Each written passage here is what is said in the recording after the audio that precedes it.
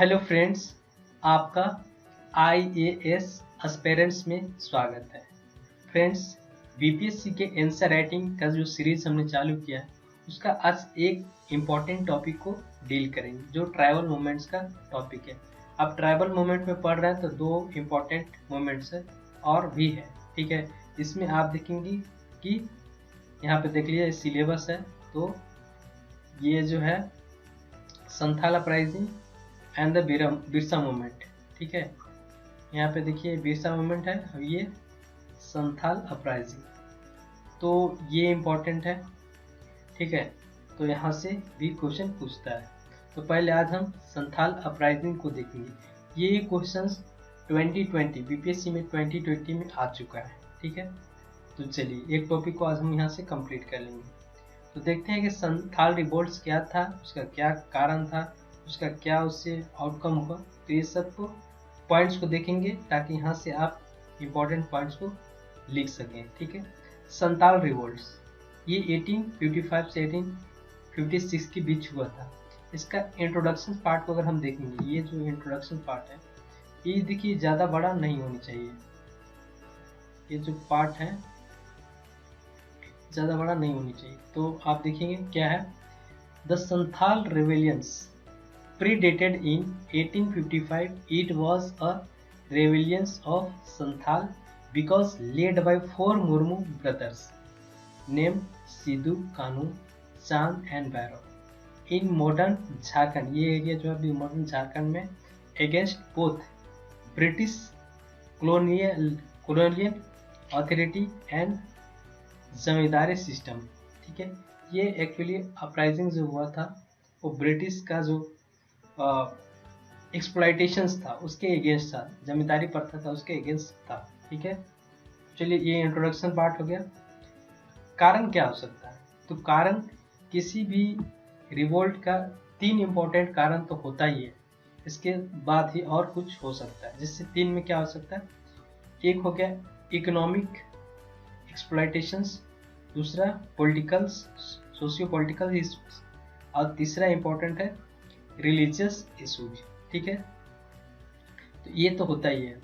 साथ ही साथ इसमें क्या हुआ कि जो ब्रिटिश था उन्होंने न्यू पॉलिसी फॉरेस्ट पॉलिसी लाया, उससे भी इशू हुआ था, ठीक है।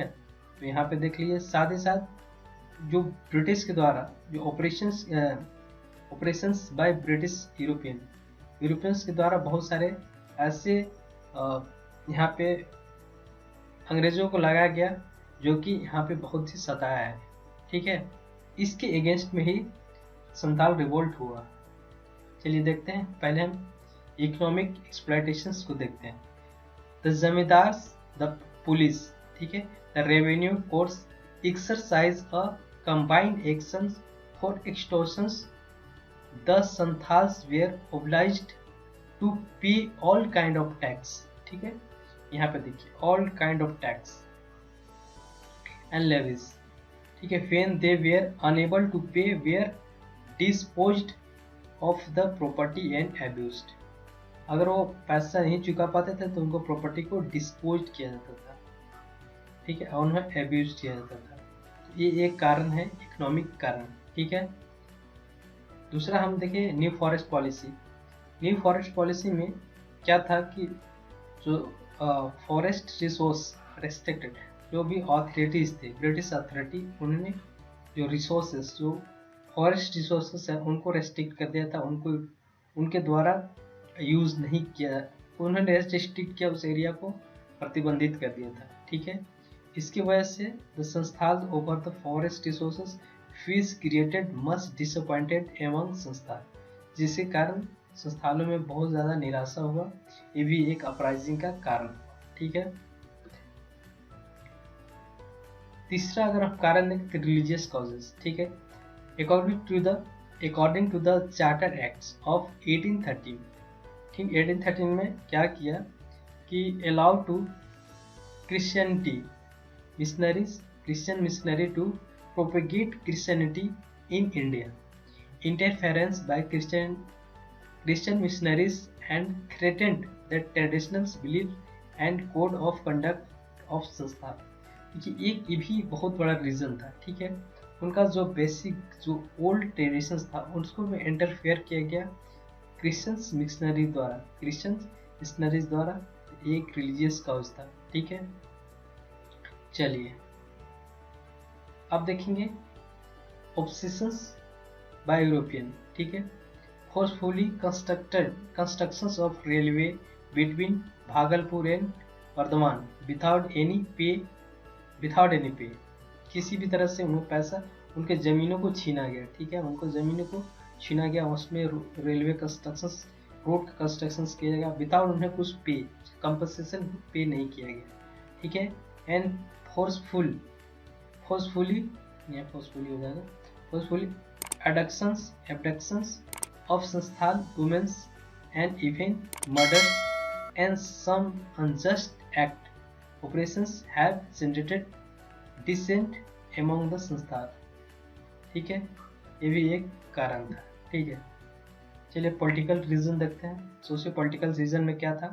There was a traditional Manjhi system, ठीक है। इसमें मांझी सिस्टम था, जो हेड होता था, मुखिया होता था, मांझी होता था, एंड परहा पंचायत सिस्टम ऑफ संस्था which involve group discussions making, but British rules and regulations affected this system adversely, which created discontent among संस्थान, ठीक है। जो उनका परहा एंड मांझी सिस्टम था, उनका जो एक सिस्टम होता था उससे ही सोसाइटी को चलाते थे, ठीक है ना। लेकिन जब से ब्रिटिश रूल्स वहाँ इम्पोज किया तो उसका इंटरफेरेंस वहाँ डायरेक्टली हुआ, उसका एडवर्सली इफेक्ट हुआ, जिसका एक जो उनके बीच जो ट्राइबल्स और जो ब्रिटिश था उनके बीच एक गैप क्रिएट हुआ, उनका एक डिसकंटेंट हुआ, क्रिएटेड डिसकंटेंट एमंग संस्थान। ये भी एक सोशियो पॉलिटिकल कॉज था, ठीक है। कोर्स ऑफ वार, इसको अभी छोड़ते हैं, इसको हमारे आगे लिखा है कोर्स ऑफ वार, या फिर हम इमीडिएट कारण को देख लें, ठीक है। इमीडिएट कारण को देखेंगे तो इसमें क्या था कि ब्रूटली बाय पुलिस के द्वारा ब्रूटली सप्रेस किया गया on local and the pretext of minor accident of theft in 1855 led to attack of, यहाँ पे सप्रेस किया गया। इसकी वजह से बहुत सारे ऐसे माइनर एक्सीडेंट हुए जिसकी वजह से वहाँ मोब के द्वारा पुलिस स्टेशन पे हमला कर दिया गया, ठीक है। जिसका लीड कर रहे थे सिंधु कानू, ठीक। और उनका मानना था the principal rebel leader claim, जो प्रिंसिपली जो ये थे सिंधु कानू थे, उनका मानना था कि क्लेम, वो खुद को क्लेम करते थे टू बी ड्राइव, ठीक है, देयर ऑथोरिटी फ्रॉम गॉड, उनको ये काम करने के लिए गॉड ने परमिट किया है, ठीक है। इसका इमीडिएट कारण था, ठीक है।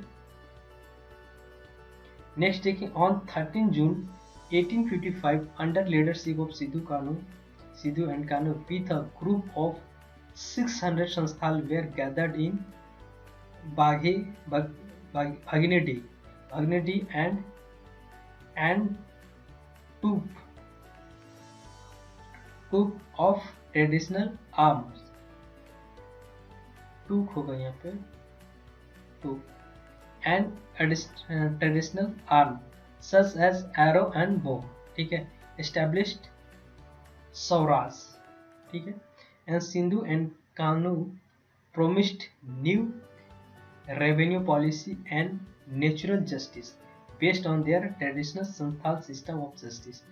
उन्होंने क्या किया कि उन्होंने सिंधु कानू के अगुवाई में, उनके लीडरशिप में 6000 लोग जमा हुए और उन्होंने अपने को स्वराज को एस्टेब्लिश किया।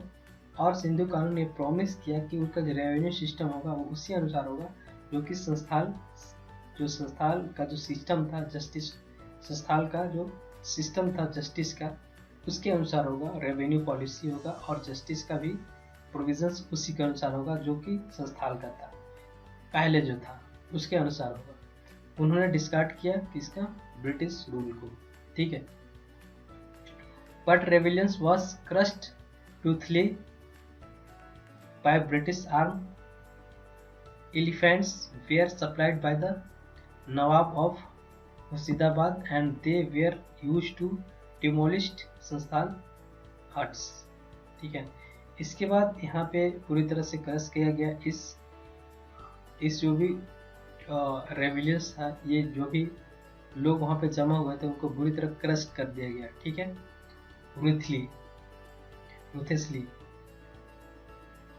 हाइवर 15,000 से 20,000 संस्थान वेयर किल्ड इन 1856। 15,000 से उसमें जिसमें ये किया गया था, जिसमें इसको क्रश किया गया था, उसमें कितने लोग मारे गए? 15,000 से 20,000। ठीक है, चलिए अब इसका आउटकम क्या हुआ। ठीक है, आउटकम यह हुआ कि वहाँ पे एक संस्थान प्रज्ञा टेंडेंसी एक्ट का लागू किया गया। ये पूरी तरह से सक्सेस तो नहीं हुआ, लेकिन इसका आउटकम में संस्थान प्रज्ञा टेंडेंसी एक्ट को लागू किया गया। Passed in 1856 by British to appease संस्थान by giving some sort of protections to them from colonial exploitations। ठीक है, एक्सप्लॉयटेशन से बचाने के लिए उनको ये एक्ट SPT एक्ट को लागू किया गया। इनका पहला अचीवमेंट था इनका आउटकम। दूसरा था ट्रेडिशनली मांझी सिस्टम ऑफ संस्थान वाज रिस्टोर्ड बैक। पहले जो ट्रेडिशनली जो मांझी सिस्टम था उसको पुनः लागू कर दिया गया। ठीक है, लागू कर दिया गया। ठीक है, थर्ड हम देखेंगे कि regular policy was abolished.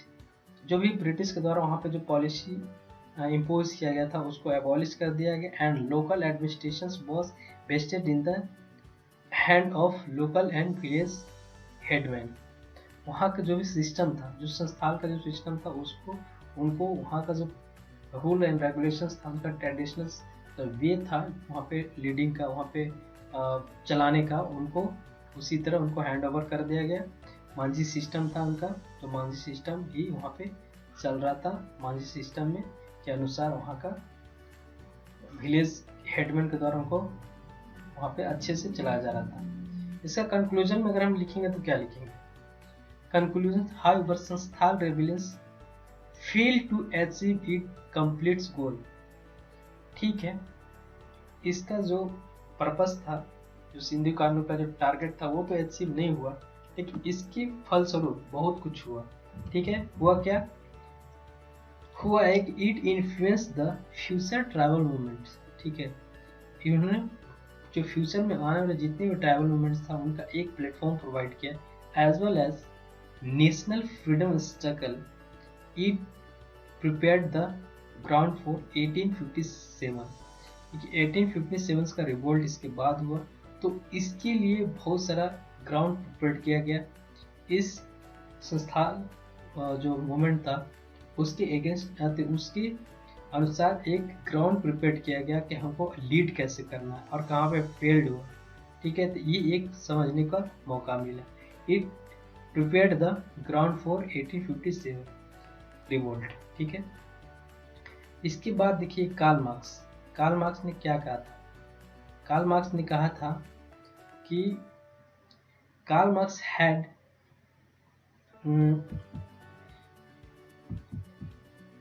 Karl Marx had said, उन्होंने कहा था, ठीक है, क्या कहा था कि in his notes on Indian history that Santhal rebellions was a rebellions against economic exploitation which will inspire and empower sections of a lot in future। देखो, कार्ल मार्क्स ने कहा था कि ये जो रिबेलियंस हुआ था, संस्थान जो रिबेलियंस हुआ था, ये एक्चुअली हुआ था अगेंस्ट इकोनॉमिक एक्सप्लॉयटेशंस के कारण। ठीक है, बट ये इंस्पायर करता है बहुत सारा आने वाले बहुत सारा रिवोल्ट को, बहुत सारा इस तरह का मोमेंट को। ठीक है, तो इस तरह का आप ये कंक्लूजन है, आप इससे बेटर लिख सकते हैं तो आप लिखें। मुझे जो आता है वो मैंने लिखा, और इससे कुछ पॉइंट आप ले सकते हैं। हो सकता है कि ये पूरी तरह अच्छा से एक आइडियल आंसर नहीं होगा, लेकिन यहाँ से कुछ पॉइंट्स को आप जरूर ले सकते हैं। ठीक है, थैंक यू फॉर वॉचिंग और कमेंट आप जरूर